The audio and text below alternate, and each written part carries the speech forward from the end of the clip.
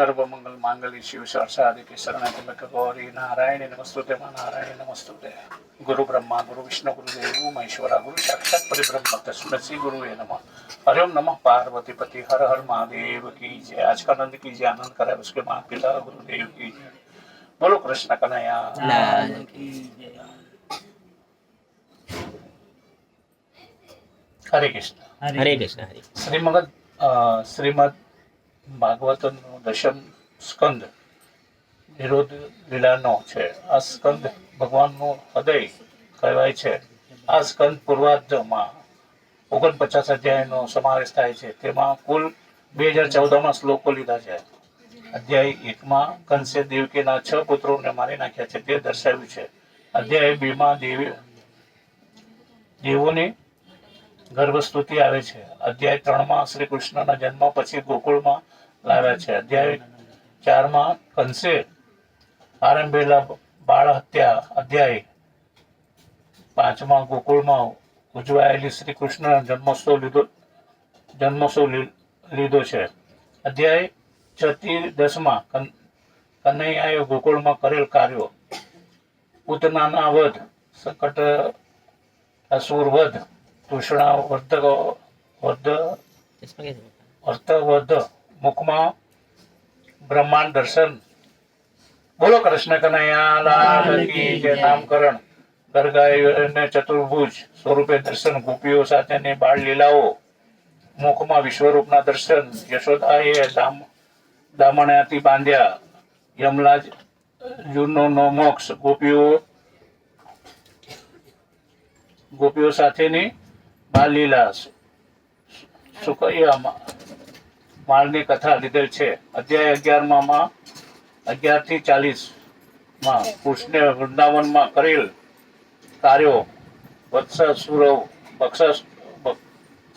વધ, અધાસુર વધ, વનભોજન, બ્રહ્માજીની સ્તુતિ, વેદ કારસુવધ, કાલિયા નાગ મંથન, કાલિયાને નાગે કરડુનો કરેલ અપરાધ, દાવાઈનું પાન, પ્રલોભાસુરનો વધ, વર્ષાસુંદરનું વર્ણન, બંસીગાન, બ્રહ્મહરણી લીલા, ઋષિની ઉંમર કરેલ કૃપા, ગોવર્ધન મહોત્સવ, કૃષ્ણનું ઐશ્વર્ય વર્ણનતા, નંદરાય, ઇન્દ્રની સ્તુતિ, રાસક્રીડાના અદ્રશ્ય થવું, વિરહિત ગેલી ગોપીઓ, ગોપી ગીત, ગોપીઓને શાંત કરી, રાસલીલા, જળક્રીડા, અજગરથી નંદરાયની મુક્તિ, સંકટચૂર્યનો વધ, ગોપીઓનું યુગલ ગીત, અષ્ટાવર કેસી દૈત્યનો વધ, નારાજીની સ્તુતિ, યમો સુરવધ, અંકુરનો ગોકુળમાં સંસ્કાર, ગોપીઓનો વિરહ વિલાપ, યમુનાનો અંકુરજીને કૃષ્ણ લોકનો દર્શન, અંકુરજીની સ્તુતિ લીધેલ છે। અધ્યાય 41 થી 49માં શ્રી કૃષ્ણને મથુરામાં કરેલ કાર્યો, મથુરામાં પ્રવેશ, ધોબીનો નાશ, કુબજાનો સુંદરી બનાવી, યજ્ઞ મંડળમાં ધનુષ્ય તોડ્યું, કોવલિયા પીડ, હાથીને માર્યો, જેવી ભાવના તેવા શ્રી કૃષ્ણ દર્શન, 96 મુખ સ્થિત, આદિ મલોનો નાશ, કંસને યશ સદન પહોંચાડ્યો,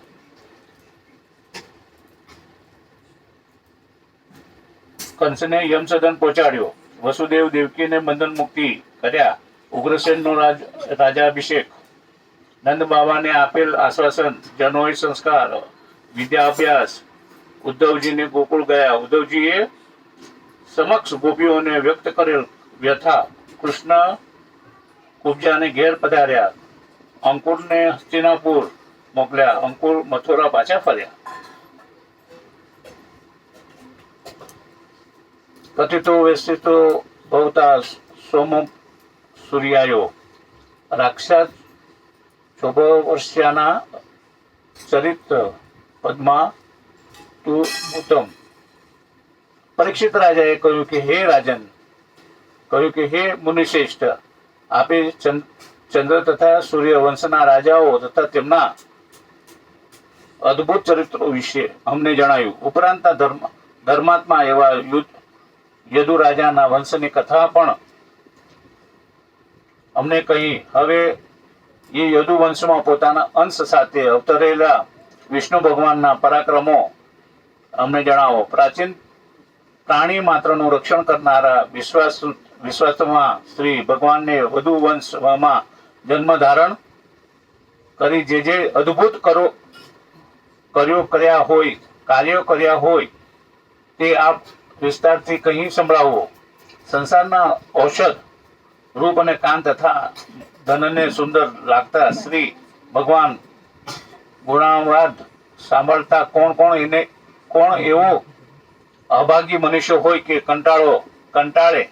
જે ભગવાનને મારા દાદા યુધિષ્ઠિરને કૌરવના સમુદ્ર જેવા સૈન્યમાંથી તાર્યા હતા. જે ભગવાને અસ્વસ્થામાના બ્રહ્માસ્ત્રથી મારું રક્ષણ કર્યું હતું. હે ભગવાન, પ્રાણી માત્રથી અંદર આત્મા સ્વરૂપે રહેલા તે મોક્ષદાતા શ્રી કૃષ્ણ ભગવાનનું ચરિત્ર અમારી સમક્ષ વર્ણો. ઉપરાંત રોહિણીના પુત્ર શંખક્ષણ અને બલરામને દેવકીના ગર્ભમાં સંબંધ કેવી રીતે થયો? ભગવાન શ્રી કૃષ્ણ પિતાને ઘેરથી વ્રજમાં શા માટે ગયા? તેમને નંદ બાબાએ અને બીજા ગોપ બંધુઓએ સાથે ક્યાં નિવાસ કર્યો હતો? વ્રજમાં અને મથુરામાં રહી ભગવાનને શું કર્યું હતું? પોતાની માતાના ભાઈ એવા કંસને તેમણે શા માટે માર્યા હતા? કૃષ્ણ ભગવાનને કેટલા વર્ષો સુધી યાદવો સાથે મનુષ્ય રૂપે દ્વારકામાં રહ્યા હતા અને તે પ્રભુને કેટલી પત્નીઓ હતી? એ મુનિવર, આ અને બીજું સગળું શ્રી કૃષ્ણ ચરિત્ર શ્રદ્ધાવાળા અને વિસ્તારથી આપ કહી સંભળાવો. સુખદેવજીએ રાજાની પરીક્ષા લેવાના હેતુથી કહ્યું, આજે 5 દિવસથી તું એક જ આસને બેઠેલ છે. તારે કંઈ ખાવું હોય, ફળાહાર કરવાનો હોય, જળપાન કરવું હોય તો કરી લે. પરીક્ષિતે જણાવ્યું, અન્નની તો શું વાત કરવી, મેં જળનો પણ ત્યાગ કરી દીધો છે. છતાં ભૂખ, તરસ અને જરા પણ ત્રાસ આપતા નથી, કારણ કે તમારા મુખમાંથી કમળમાંથી નીકળતા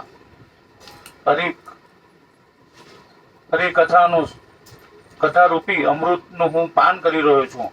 બોલો કૃષ્ણ કનૈયા લાલ કી જય. કથાના રસપાનથી તમે મને ભૂખ તરસ લાગતા નથી. આ સાંભળી સુખદેવજીને આનંદ થયો. તેમણે પરીક્ષિત રાજાના પ્રશંસા કરી.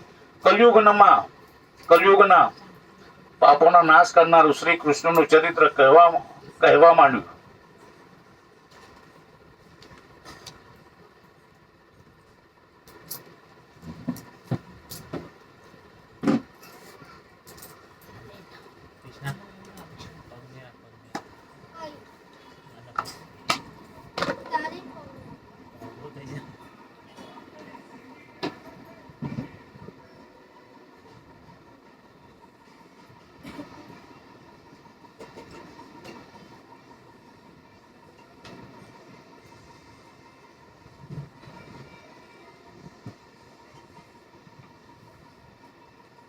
કહેવા માંડું.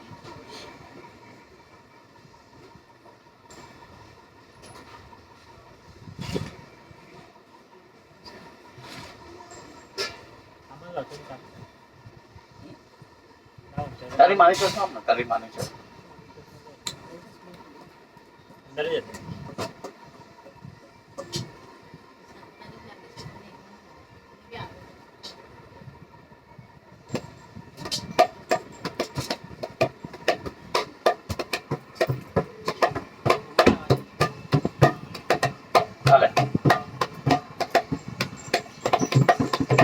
શ્રી સુખદેવજી બોલ્યા, હે રાજન, શ્રી વાસુદેવની કથામાં તારી આવી અળંગ પ્રીતિ થઈ છે, તેથી તને ધન્ય છે. શ્રી ભગવાનની કથા તો ગંગાજળની માફક વક્તા, શ્રોતા અને પ્રશ્ન કરનાર ત્રણેયની પવિત્ર કરે છે. જ્યારે પૃથ્વી ઉપર રાજાઓના સ્વાંગ ધારણ કરી બેઠેલા દૈત્યોએ મોટા મોટા સૈન્યોના ભારથી પૃથ્વી દુઃખી થઈ ગઈ એટલે તે બ્રહ્માજીને શરણે ગઈ. તે ગાયોનું રૂપ ધારણ કરી ખેદ પામી બ્રહ્મા પાસે જઈ રડતા પોતાનું દુઃખ કહી સંભળાયું. જેથી બ્રહ્માજી મહાદેવજીને લઈને પૃથ્વી તથા દેવોને સાથે સ્થિર સમુદ્રના કિનારા પર ગયા હતા અને ત્યાં જઈને તેમણે જગતના નાથ અને ક્ષીરસાગરમાં શયન કરતા ભગવાન વિષ્ણુની પુરુષ સૂક્તની રચાઓ વડે પ્રાર્થના કરવા લાગ્યા.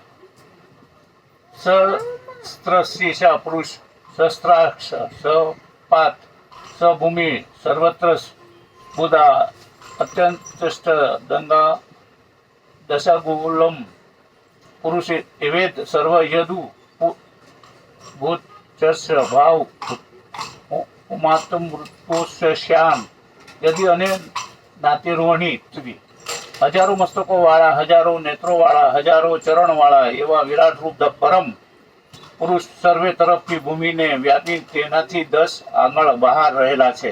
આ સંસારમાં ભૂતકાળમાં જે કાંઈ થયું હશે અને થયું અને ભવિષ્યમાં જે કાંઈ થવાનું તે સર્વત્ર નિયંતા પરમ પુરુષ જ છે. વળી અમૃતાપણાના તથા અન્ન વડે દેહાદી જે ઉપજે છે અને ટળે છે તેના પણ આપ ન્યાયક છો. આમ પરમાત્માની સ્તુતિ કરી પ્રાર્થના કરી બધા દેવી સ્તુતિઓ બ્રહ્માદિ પર ઋષિઓ બ્રહ્માદિ પર પરમાત્માની પ્રાર્થના સ્તુતિ કરે છે, પણ સ્તુતિઓમાં બ્રહ્માજીની એકલાની તન્મયતા છે. તેથી પરમાત્મા દિવ્ય વાણી એકલા બ્રહ્માજી જ સાંભળી શક્યા. તેમણે સર્વે દેવોને કહ્યું, પરમાત્માએ પૃથ્વીનું દુઃખ ધ્યાનમાં લીધું છે. તેઓ પોતે પૃથ્વી પર મથુરાના કારાગૃહમાં વસુદેવને ત્યાં અવતાર લેશે. બોલો કૃષ્ણ કનૈયા લાલ કી જય. ત્યાંથી તેઓ ગોકુળ જશે. 11 વર્ષ સુધી ત્યાં લીલા કરશે. માટે તમે બધા તમારા અંશોથી યાદવ કુળમાં જન્મ ધારણ કરો, વિલંબ કરશો નહીં. દેવોની પત્નીઓ પણ યાદવ સ્ત્રીઓ તરીકે અવતાર લે, કારણ કે ભગવાનની વિષ્ણુ માયા પણ અવતાર ધારણ કરશે. વળી ભગવાન અંશરૂપ 1000 મુખવાળા અને શ્યોમ પ્રકાશ દેવવેશ ભગવાન પણ શ્રી હરિને પ્રસન્ન કરવા ભગવાનની પહેલા અવતાર લેશે. આમ દેવોને આજ્ઞા કરી બ્રહ્માજી પૃથ્વીને વાણીથી આશ્વાસન આપી પોતાના ધામમાં ગયા. વસુદેવ અને દેવકીના લગ્ન અને આકાશવાણી. પૂર્વે યશુવંશી સુરસેન રાજા મથુરા નગરીમાં રહી માથુર તથા સુરસેન નામના દેશો ભોગવતો હતો. ત્યારથી મથુરા નગરી યાદવ રાજાઓની રાજધાની હતી. અહીં ઉગ્રસેન રાજા કરતા હતા. તેથી રાજકુમારી દેવકી સાથે વસુદેવના લગ્ન થયા. વસુદેવ અને દેવકી રથમાં બેસી પોતાના ઘેર જવા તૈયાર થયા. ત્યારે દેવકીનો ભાઈ કંસ પોતાની બહેનને સારું લગાડવા માટે રથ હાંકવા લાગ્યા. રથ જતો હતો ત્યારે માર્ગમાં આકાશ વાણી સંભળાઈ, હે મૂર્ખ કંસ, જેને તું રથમાં લઈ જાય છે તે દેવકીનો 8મો ગર્ભ તને મારશે. આકાશવાણીને સાંભળી કંસ ક્રોધે ભરાયો. તેણે વિચાર્યું કે દેવકીને જ મારી નાખવું, એટલે તેના 8મા ગર્ભની બીક જ ન રહે. તેણે તલવારથી ખેંચીને રથમાંથી નીચે ઉતરી દેવકીનો ચોટલો પકડી મારવા માટે તૈયાર થયો. ત્યારે વસુદેવજીને તે નિંદ કર્મ કરતા કુર અને નિર્લજ કંસને શાંત પાડતા કહેવા લાગ્યા, હે કંસ, તમે ભોજવંશીની કીર્તિ વધારનારા અને સુરવીર છો. આ વિવાહ મહોત્સવ સ્ત્રી જાતિ અને તેમાં પણ પોતાની બહેનને મારવાનું તમને શોભતું નથી. અરે, જેનો જન્મ થયો છે તેનું મરણ પણ નિશ્ચિત છે. તમે તો સમજો છો કે દેહ મરણ પામે છે, ત્યારે કર્મની ગતિ પામેલો જીવ બીજું શરીર પામ્યા પછી જ પ્રથમ શરીર છોડે છે. તેમ ખંડમાંથી માકડી કૃષ્ણને છેડે જઈ અને કૃષ્ણનો આધાર ગ્રહણ કરી પોતાનું શરીર સંકોચે છે. અર્થાત શરીરનો પાછલો ભાગ શરીરના અગલા ભાગની જગ્યાએ ખેંચી લે છે. તેમ આત્મા શરીર અને અચેતન કરીને જ અન્ય શરીરને વાસના વડે ગ્રહણ કરીને તે તેમાં પોતાને સંકોચી લે છે. દરેક મનુષ્યની અવિધાથી રચાયેલા શરીરોમાં આ શરીર હું એવો ખોટો દુરાગ્રહ રાખતો હોય છે. તેને ખબર નથી કે મનુષ્ય મૃત્યુ પછી કર્મ પ્રમાણે બીજું શરીર પામે છે અને પૂર્વ શરીર ત્યજી દે છે. માટે સમજુ મનુષ્યને પોતાનું કલ્યાણ ઈચ્છી કોઈ પણ જીવડો દ્રોહ ન કરવો જોઈએ. બોલો કૃષ્ણ કનૈયા લાલ કી જય. હરી બોલ. આમાં કોણ બતાવ્યું? સોરી. ના બાબુ આ તો સારું લાગે તને આમ કહેવાને ના આવે. આ તો સારું લાગે. મંજૂર લાગે.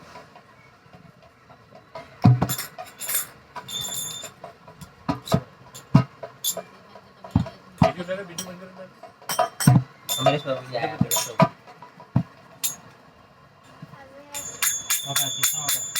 ભજન બની તલવાર રાધે ગોવિંદા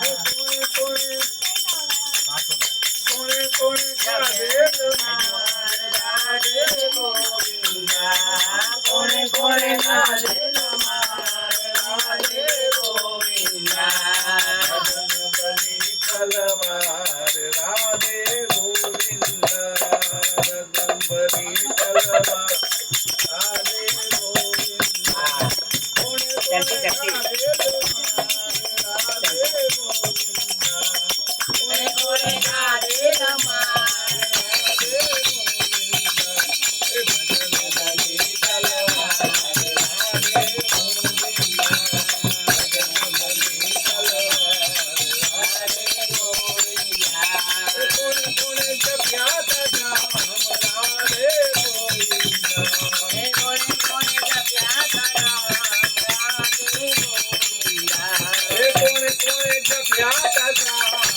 રાધે ગોવિંદા કોણે જપ્યા તા રામ રાધે ગોવિંદા ભજન બની તલવાર રાધે ગોવિંદા ભજન બની તલવાર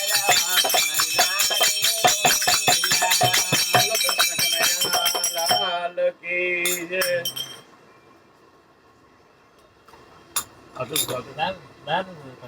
અરે હજુ ખાવું નહીં? હજુ તો ચાલી રહ્યું